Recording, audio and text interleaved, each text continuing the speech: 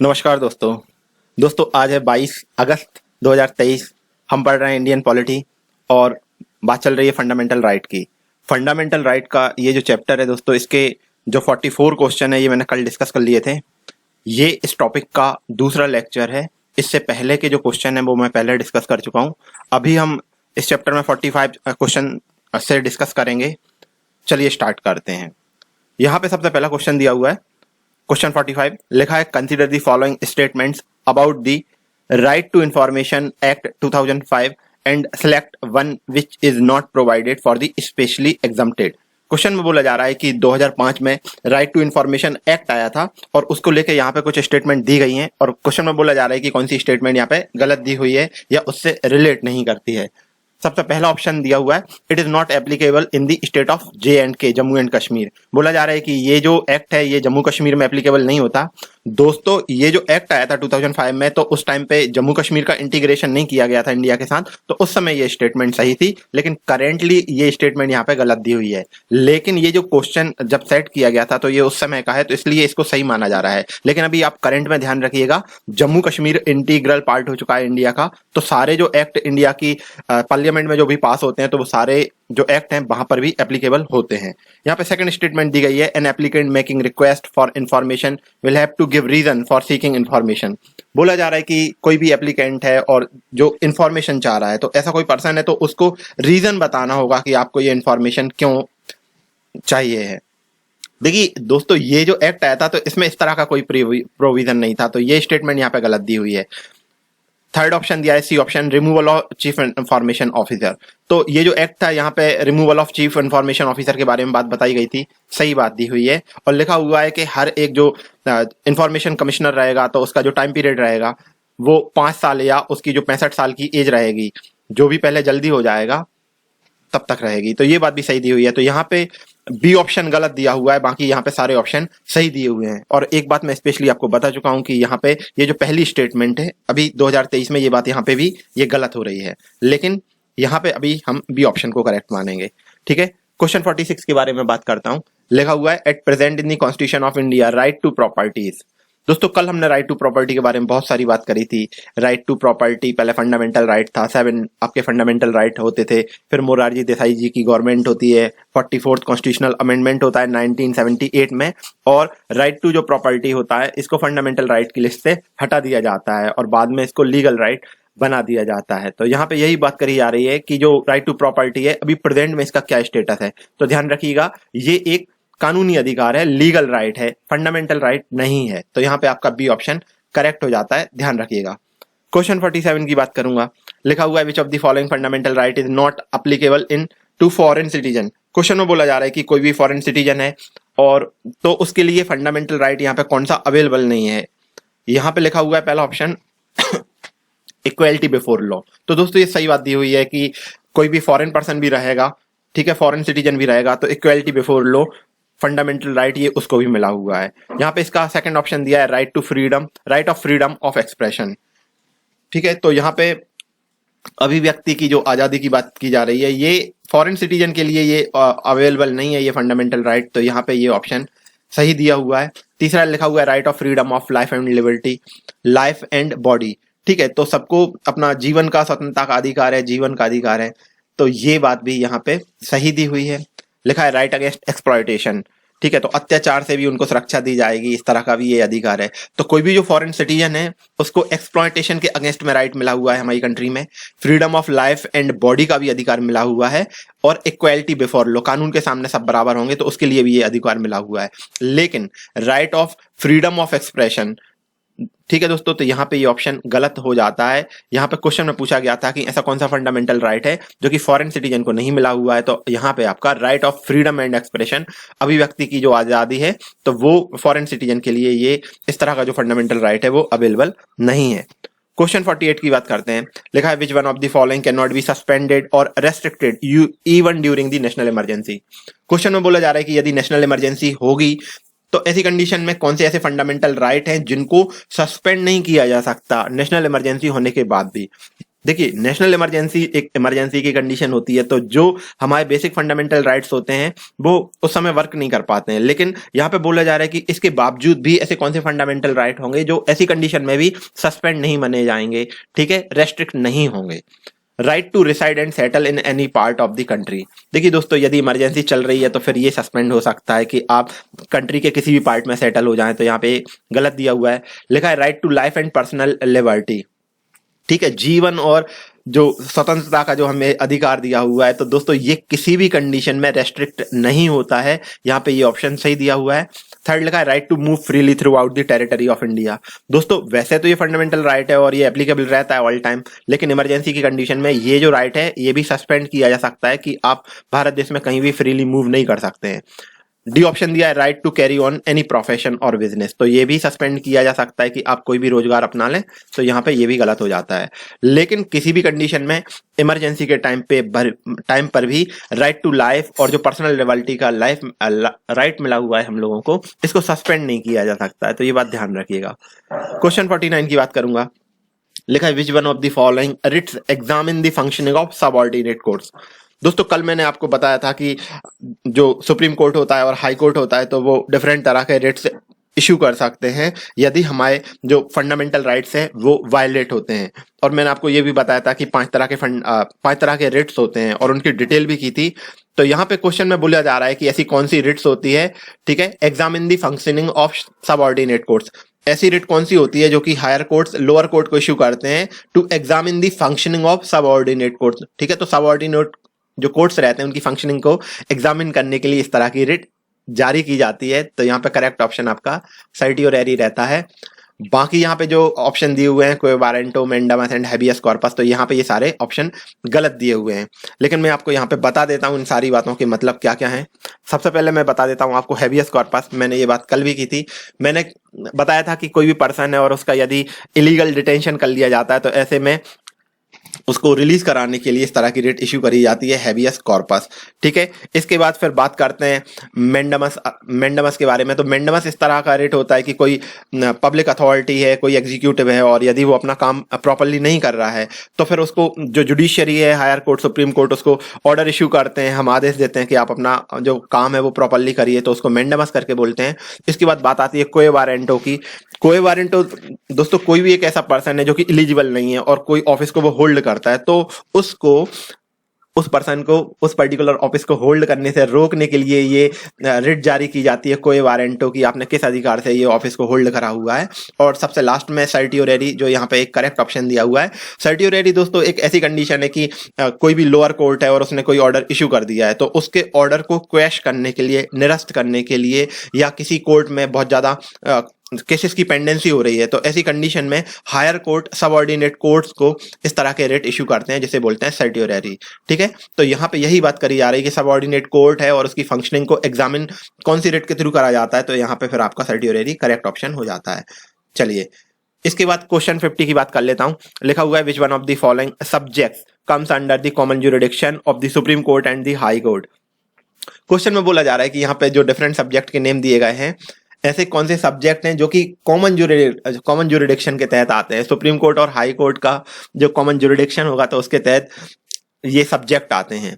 पहला ऑप्शन दिया है म्यूचुअल डिस्प्यूट्स अमंग स्टेट्स, ठीक है, तो ये यहाँ पे गलत दिया हुआ है। दूसरा लिखा है dispute between centre and state, ये भी यहाँ पे गलत दिया हुआ है कि स्टेट और सेंटर के बीच में यदि डिस्प्यूट होगा। थर्ड लिखा है प्रोटेक्शन ऑफ फंडामेंटल राइट।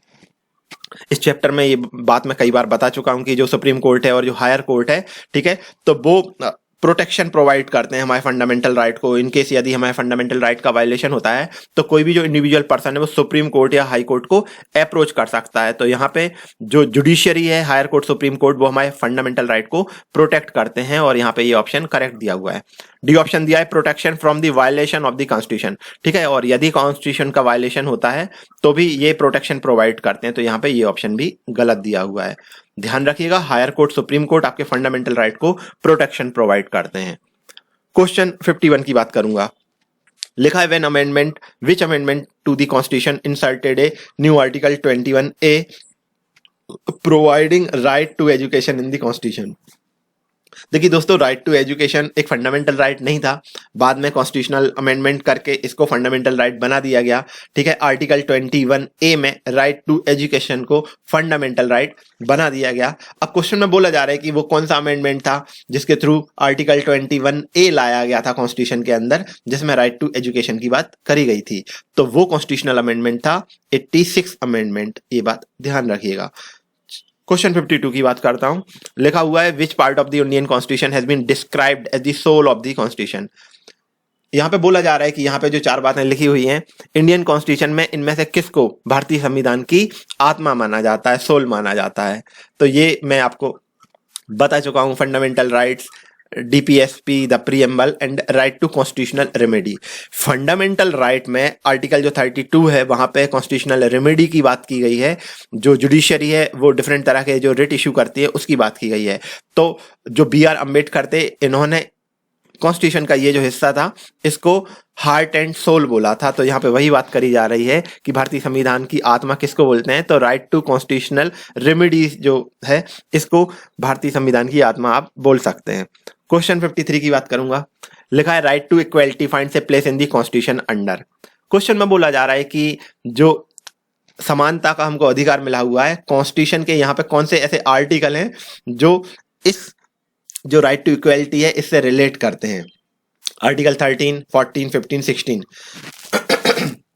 दोस्तों आपको पता ही आर्टिकल 14 से 18 के बीच में राइट टू इक्वलिटी की बात की गई है। तो यहाँ पे आर्टिकल 14, 15 और 16 ये सारे ऑप्शन सही हो जाते हैं। आर्टिकल 13 यहाँ पे गलत ऑप्शन दिया हुआ है। देखिए यहाँ पे ये सारे आर्टिकल के जो अंदर बात करी गई है मैं वो भी आपको बता देता हूँ। आर्टिकल 13 में ये कहा गया है कि जब से जो फंडामेंटल जो राइट्स हैं हमारी कंट्री में, जो फंडामेंटल राइट्स हैं, यदि किसी भी तरह का इस तरह का लॉ है, कोई भी कानून है जो कि फंडामेंटल राइट से रिलेट नहीं करता है, ठीक है, तो फिर उसको नल एंड वॉइड माना जाएगा। तो यहाँ पे ये बात करी गई थी आर्टिकल 13 में। ठीक है, तो यहाँ पे ये ऑप्शन तो गलत है ही क्योंकि राइट टू इक्वलिटी से रिलेट नहीं कर रहा है। आर्टिकल 14 में आपको पता ही है इक्वलिटी बिफोर लॉ की बात करी गई है। आर्टिकल 15 में बात करी गई है कि रेस, रिलीजन, कास्ट, सेक्स और प्लेस ऑफ बर्थ के बेस पे किसी के साथ डिस्क्रिमिनेशन नहीं करा जाएगा। तो ये भी इक्वलिटी की बात है। और आर्टिकल 16 में पब्लिक अपॉर्चुनिटी की बात करी गई है।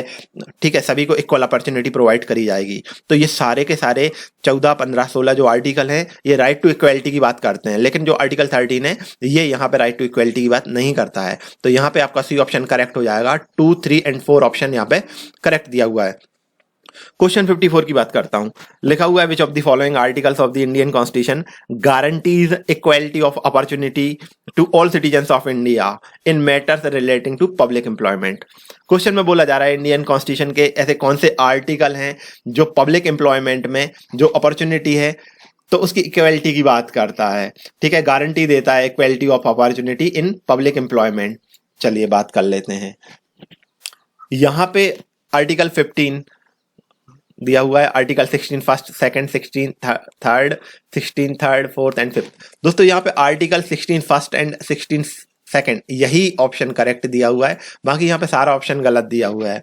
आर्टिकल 15 का मैंने बताया था कि कोई भी जो स्टेट है, किसी भी जो इंडियन सिटीजन है तो उसके साथ में race, religion, caste, sex, place of birth के बेस पर डिस्क्रिमिनेशन नहीं करेगा। तो इस तरह से ये बात गलत हो जाती है।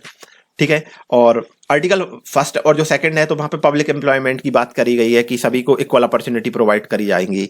लेकिन जो आपका आर्टिकल 16 का सबसेक्शन जो थर्ड है, यहां पे दोस्तों बोला गया है कि कोई भी जो स्टेट है और वहां पे जो भी रोजगार है, जो भी एम्प्लॉयमेंट की कंडीशन है, तो कोई भी स्टेट है तो वहां पे रिजर्वेशन कर सकता है।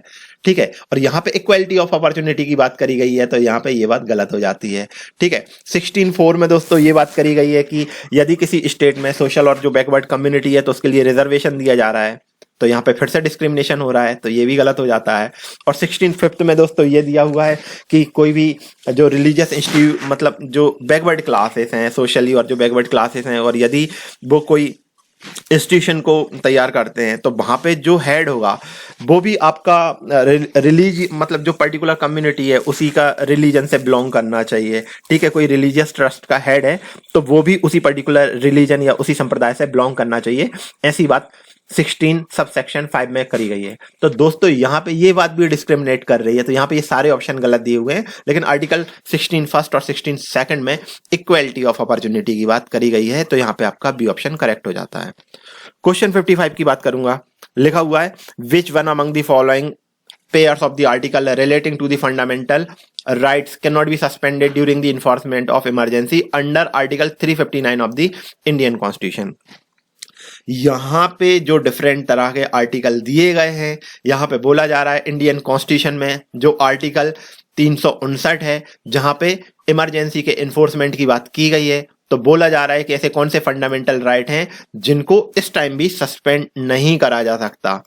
चलिए बात करते हैं दोस्तों। आर्टिकल 14, 15 ये तो गलत हो जाता है। आर्टिकल 14 में मैंने बताया था इक्वेलिटी बिफोर लॉ, ठीक है, तो इमरजेंसी में किसको इक्वेलिटी बिफोर लॉ हम कर पाएंगे। आर्टिकल 15 में बोला जा रहा है रेस, रिलीजन, कास्ट, सेक्स के बेस पे आप डिस्क्रिमिनेट नहीं करोगे, तो ये भी बात नहीं हो पाएगी। 16 में आपको अपॉर्चुनिटी की बात करी गई है, कोई दिक्कत नहीं, ये भी हटा सकते हैं इमरजेंसी में।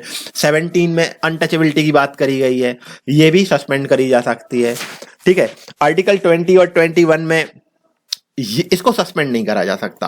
आर्टिकल 20 में बात करी गई है कि कोई भी पर्सन है और उसका कन्विक्शन होता है तो फिर उसमें प्रोटेक्शन की बात करी गई है। और जो आर्टिकल 21 है यहाँ पे राइट टू लाइफ की बात करी गई है। ये जो कॉन्स्टिट्यूशन में ये जो प्रोविजन है, फंडामेंटल राइट हैं, इनको किसी भी कंडीशन में, किसी भी इमरजेंसी में सस्पेंड नहीं करा जा सकता है, ठीक है, ये बात ध्यान रखिएगा। और आर्टिकल जो 24 और 25 हैं, तो ये आपको यहाँ पे पता ही है। आर्टिकल 24 जो चाइल्ड हैं तो उनके साथ एक्सप्लॉयटेशन की बात करता है, तो ऐसी कंडीशन में उसको भी सस्पेंड करा जा सकता है।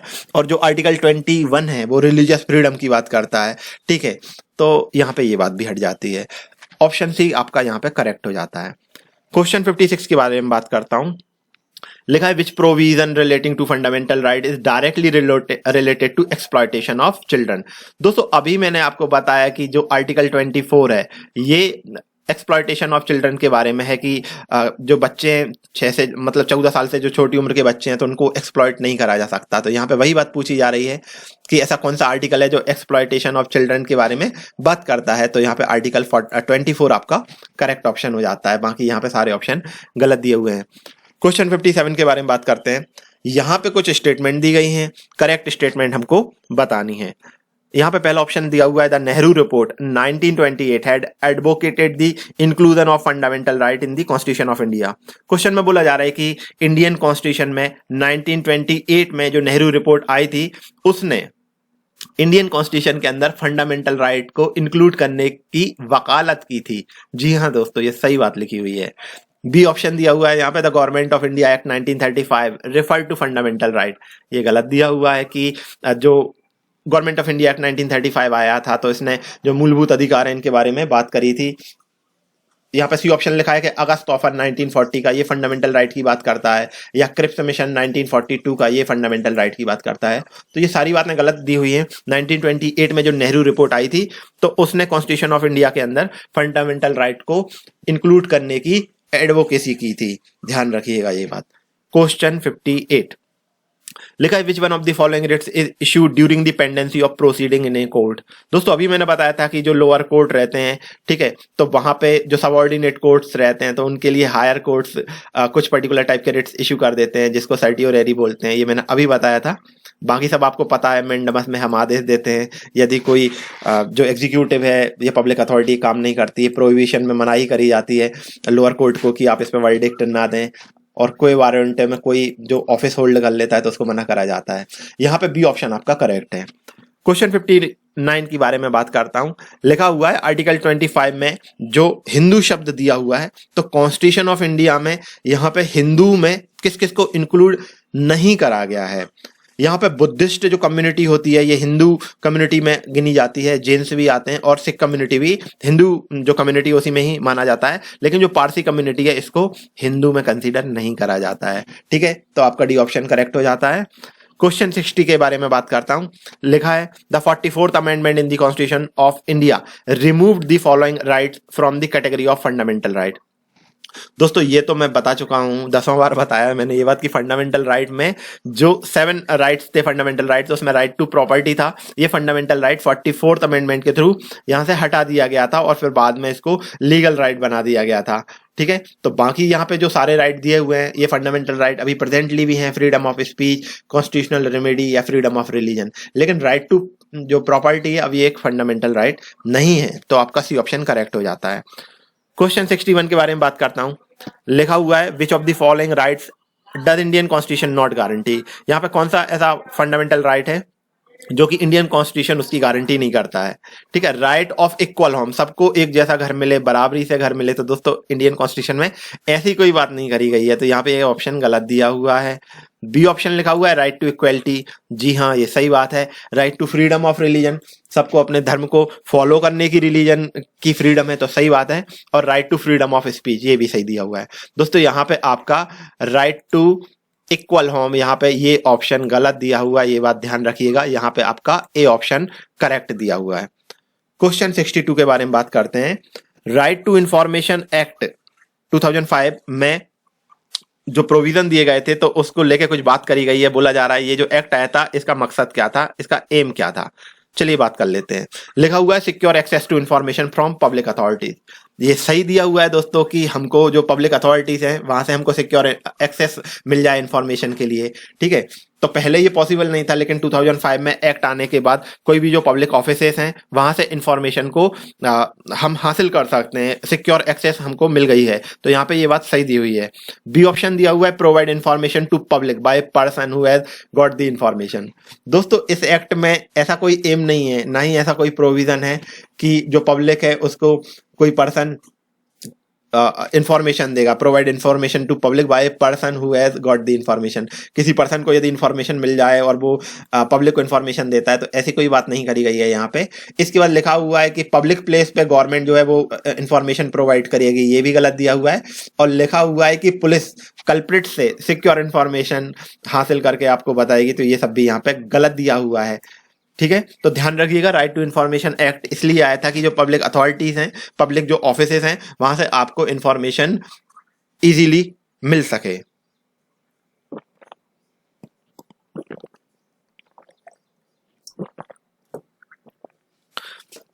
क्वेश्चन 63 के बारे में बात करते हैं। लिखा हुआ है which of the following is not a fundamental right. यहाँ पे अब जो चार ऑप्शन दिए गए हैं, बोला जा रहा है फंडामेंटल राइट यहाँ पे कौन सा नहीं है। राइट अगेंस्ट एक्सप्लॉयटेशन, तो दोस्तों ये तो मैं बता चुका हूं आपको, 23-24 में ये बात करी गई है राइट अगेंस्ट एक्सप्लॉयटेशन की।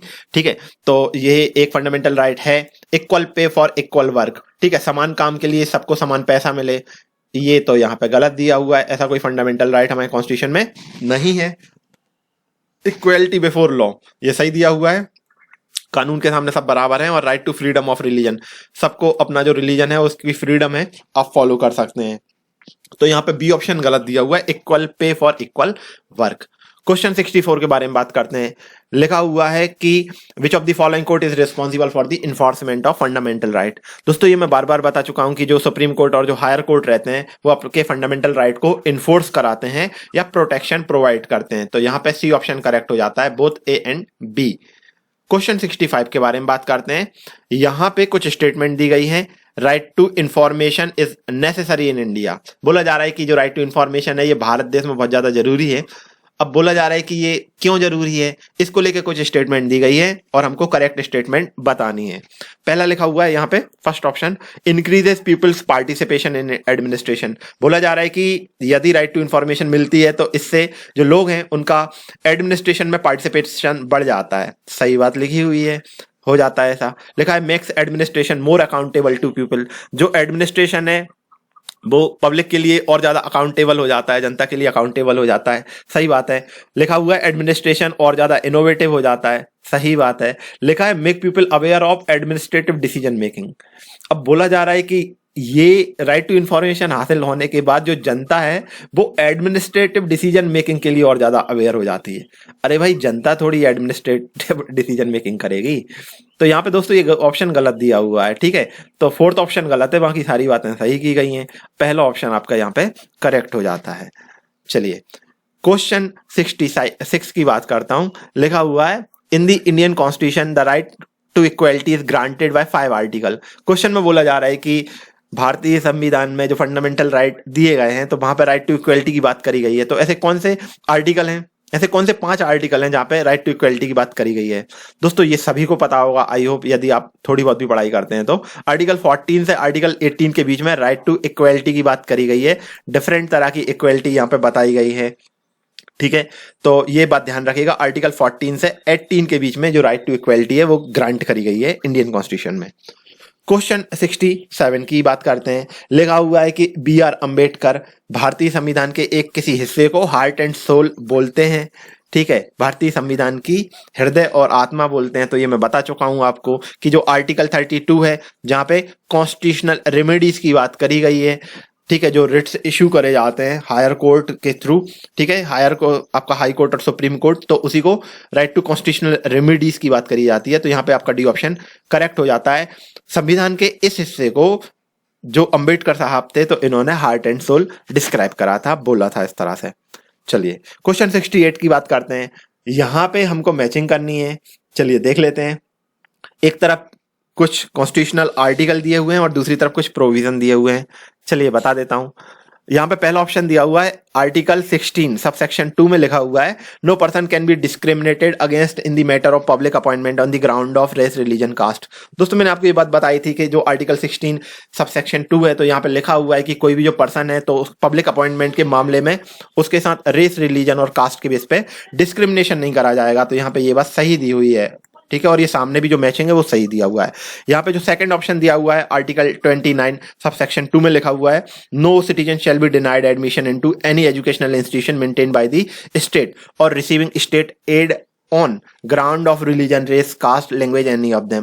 क्वेश्चन में बोला जा रहा है आर्टिकल 29 सबसेक्शन 2 में लिखा हुआ है कि कोई भी जो इंडियन सिटीजन है, तो उसको किसी भी इस तरह के एजुकेशनल इंस्टीट्यूशन में एडमिशन के लिए मनाही नहीं कर सकते जो कि स्टेट ने एस्टेब्लिश करा हुआ है, या कोई भी इंस्टीट्यूशन जो कि स्टेट एड के थ्रू रन करता है, उसके साथ आप रेस रिलीजन कास्ट के बेस पे, लैंग्वेज के बेस पे आप वहां पर डिस्क्रिमिनेशन नहीं कर सकते। तो दोस्तों ये बात यहाँ पे सही दी हुई है।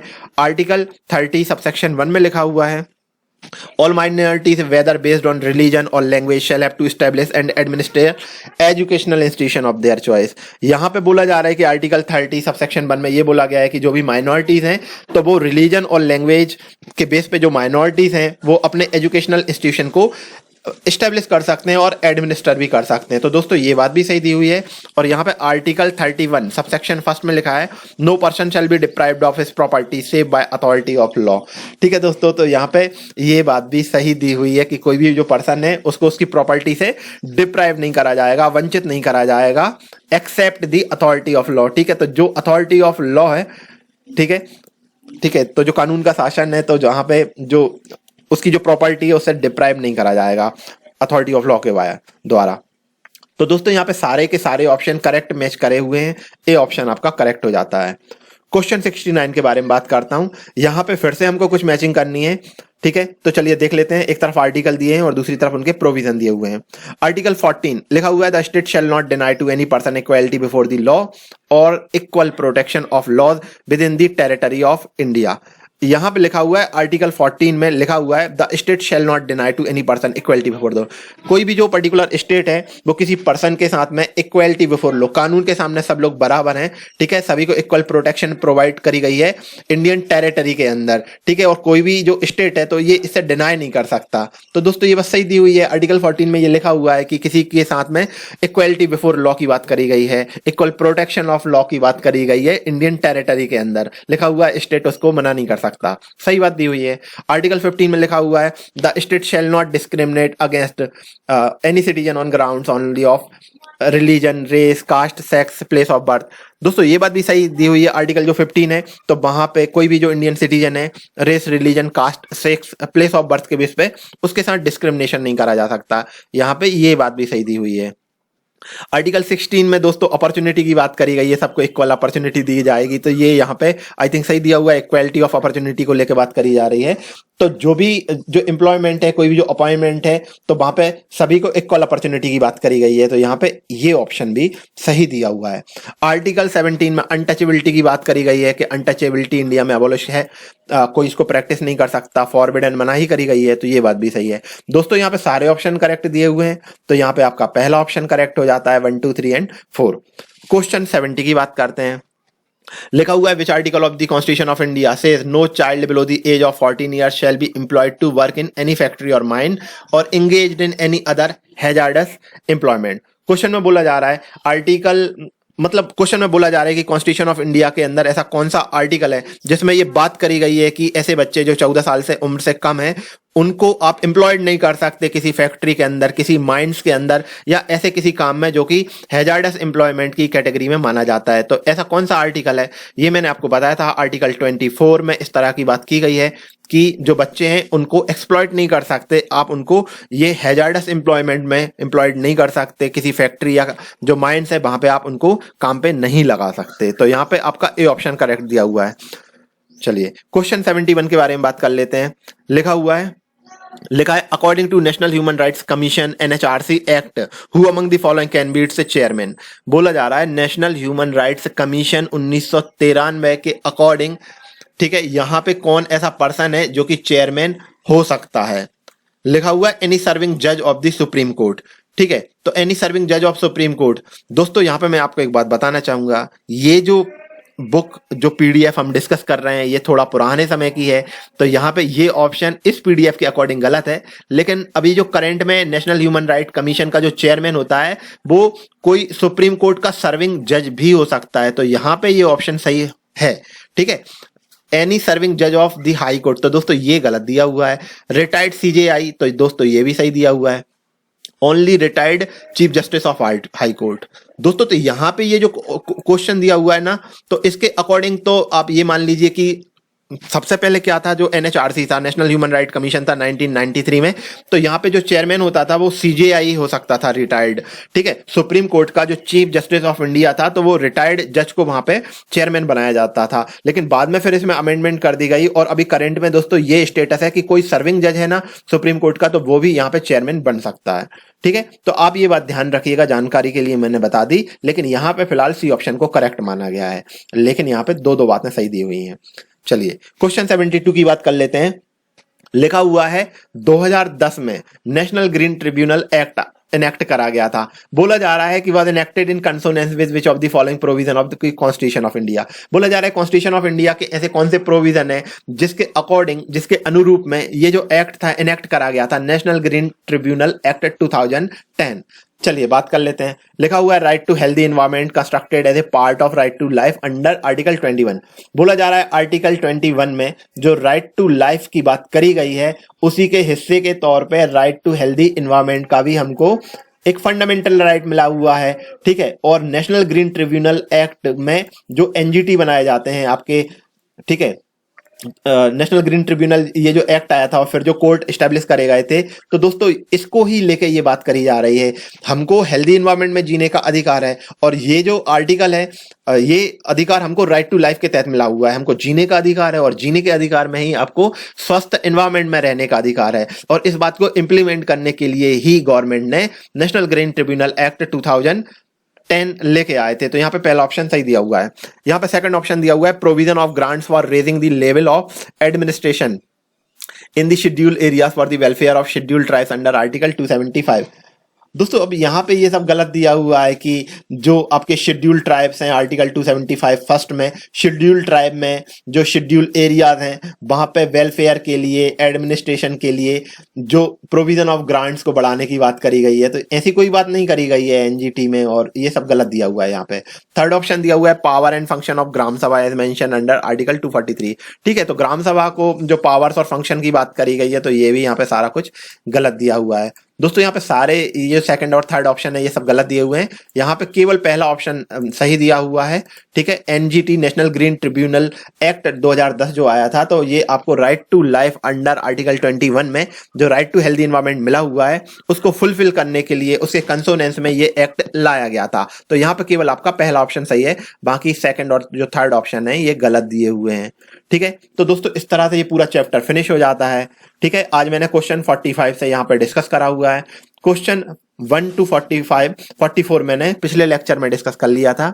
ये फंडामेंटल राइट जो टॉपिक है तो इसका सेकंड लेक्चर था और अब हमने ये पूरा चैप्टर डिस्कस कर लिया है। इसके बाद जो अगला चैप्टर हम डिस्कस करेंगे अगले लेक्चर में, directive principle of state policy. ठीक है, तो ध्यान रखिएगा और मैं ये कहूंगा कि स्टडी करते रहिएगा। Thank you very much. Thank you.